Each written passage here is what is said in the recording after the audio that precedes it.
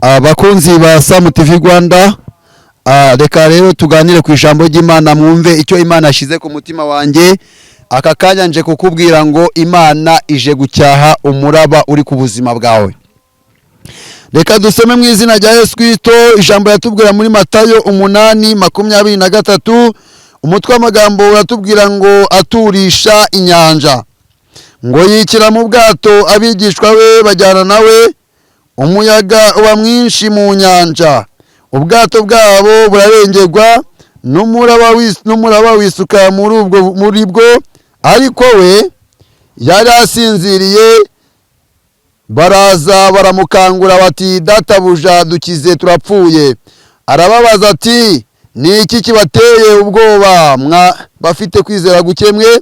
Maze arabyuka acyaha umuyaga n'inyanja, biratuza rwose. Abantu baratangara bati, uyu ni muntu ki umuyaga n'inyanja nabyo biramwumvira? Imana iduhana umugisha. Reka twumve ijambo ry'Imana. Haratubwiye ngo Yesu aturisha inyanja. Iki gihe Abisiraheli, ubwoko bw'Imana cyangwa se intumwa 12 nkuko zatoranyijwe n'Imana, zari ziri mu mwanya rero wo kujya mu butumwa ziri kumwe na Yesu Kristo, ngo nuko ngo bari mu bwato haza kuba umuraba, inyanja iribindwa, umuraba uba mu nyanja. Nuko umuraba umaze kuba mu nyanja rero batangira gutaka ngo barapfuye, batabaza Yesu. Yesu arangije arakanguka, arangije arababwira ngo kuki mufite kwizera guke? Ngo nuko ngo amaze kumva, arangije acyaha uwo muraba, acyaha iyo nyanja. Abari aho ngaho baribaza ngo uyu ni muntu ki uvuga inyanja ikamwumvira? Ndagutangariza rero amakuru akubwira ko aka kanya Imana ije guturisha inyanja iri ku buzima bwawe.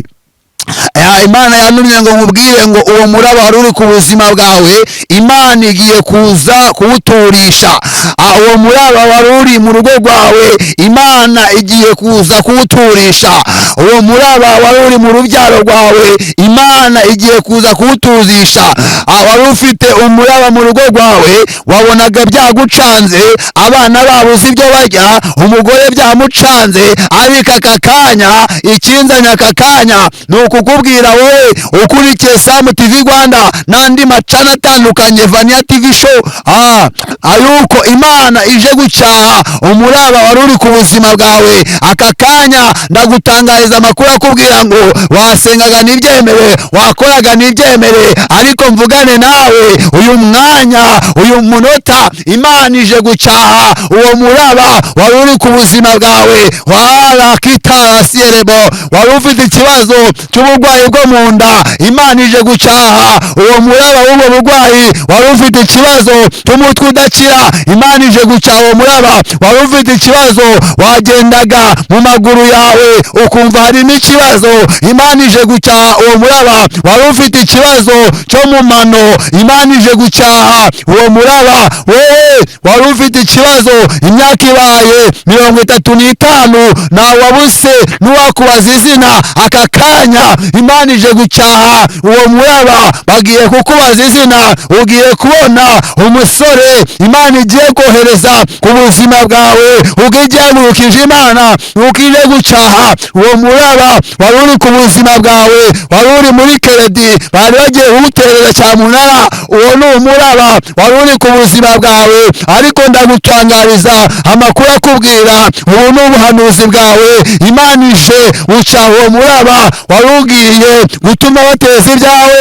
Imana ije kugucira inzira, ugiye kwishyura uko Imana iraje ubuzima bwawe. Barenganywaga, bari bagiye kukunyaga, ariko aka kanya Imana ikuyeho umwuka wo kunyagwa ku buzima bwawe. Imana ije kukurengera, Imana ije kugutabara. Wowe wari ufite ikibazo, wagize ikibazo cy'umugongo, ndetse bari gushaka kuzashyiramo tije, ariko aka kanya Imana ije kugukiza uwo mugongo wari ufite ikibazo cyo kuva aka kanya. Imana ije kugukiza ubwo burwayi bwo kuva, uwo mudayimoni, uwo muraba waguteraga kuva. Imana iraje ubuzima bwawe usabwe kabiri bipfa, ariko aka kanya Imana ije gushyiraho iherezo. Reka mvugane nawe aho wehereye, wowe uri kunyumva aka kanya, naje nk'umuhanuzi, nje guhanurira ubuzima bwawe, nje guhanurira urugo rwawe, nje guhanurira abana bawe, nje guhanurira umutware wawe. Aka kanya hari ibyo Imana ije gukora, ibyanze guhinduka Imana ije kubihindura. Iki ni cyo gihe cyawe, nicyo gihe cyo kubona Imana. Uwo muraba wari uri ku buzima bwawe ndawutegetse mu izina rya Yesu, nturekure ubuzima bwawe. Ugiye gutangira gutambuka, ugiye kuvuga byemere, ugiye kugenda byemere, ugiye gutembera byemere, ugiye gusenga byemere, kubera ko Imana ije gucaha uwo muraba wari uri ku buzima bwawe. Oh haleluya! Warasuzuguwe mu muryango wawe, nta jambo uhabwa, nta gaciro wahabwaga, ariko icyo Imana ije gukora, ije kukuzamura, ije kuguhesha agaciro wabuze. Aka kanya ugiye kukabona, ijambo wabuze ugiye kuribona. Wibazaga impamvu abandi babahaye iminani, wowe ntibawuguhe. Nawe Imana iraje ku buzima bwawe. Umubyeyi wawe agiye kuguhamagara aguha umunani, kubera ko Imana ije kuguhesha umunani. Reka mvugane nawe wowe ufite uburwayi bw'igicuri. Imana ije kugukiza igicuri.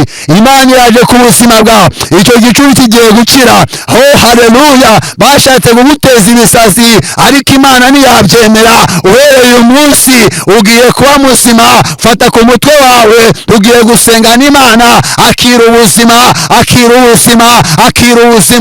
uko Imana ije kugukiza. Haleluya!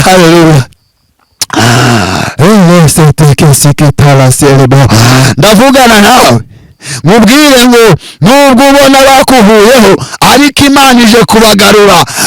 Bakufasheho ijambo, we aka kanya Imana ije kubambura ijambo, ije kuguha ijambo, kubera ko wayemereye ukagendera mu nzira igushakamo. Imana ije kuguhesha ijambo. Imana iravugana nawe kije kukurengera. We aka kanya Imana ije gucaha uwo muraba wari uri ku buzima bwawe. Ngo nuko ngo barangije, ngo bari kumwe na Yesu, ariko ntibari bazi ko Yesu afite ubushobozi bwo kuza gucaha uwo muraba. Nawe wabonaga nta nzira, wabonaga bidashoboka, ariko aka kanya ndagutangariza amakuru akubwira ngo birashoboka, bigiye guhinduka, kubera ko Imana ije ku buzima bwawe. Imana ibagire neza. Imana ihaze kwifuza kwawe. Tugiye gusenga n'Imana. Ufite kwizera, zamura kwizera kwawe dusenge. Imana irurutse ku buzima bwawe.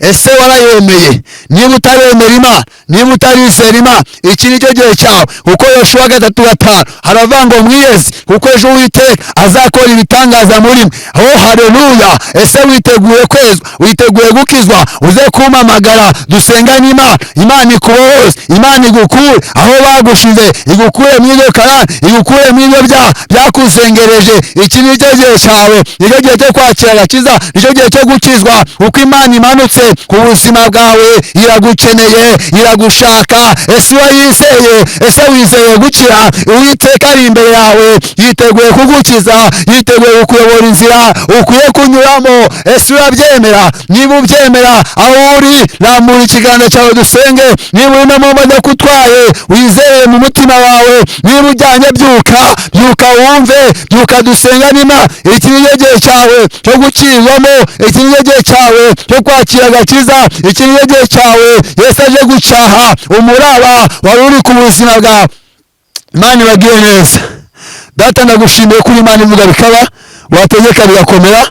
Uyu mwanya, iyi saha, uyu munota nari ndimo mvuga ijambo ryawe, ndamye nashidikanya kunyumva, kandi nsengeye mwene data uzampamagara kuri iyi telefone 078 23 40 732 078 23 47 tugasengana Imana ayemera gukizwa, yemera guhinduka akava mu ngeso mbi. Ndasenze kugira ngo namamagara akiyemera kwihana agaca bugufi imbere yawe, uzahaze kwifuza ibyari byamusengereje, ibyamubuzaga amahoro, ibyamubuzaga amahema, ibyamubuzaga gutuza, uzabihagarike ucaho uwo muraba. Bana, hera ku muraba w'ibyaha ukurikizaho n'umuraba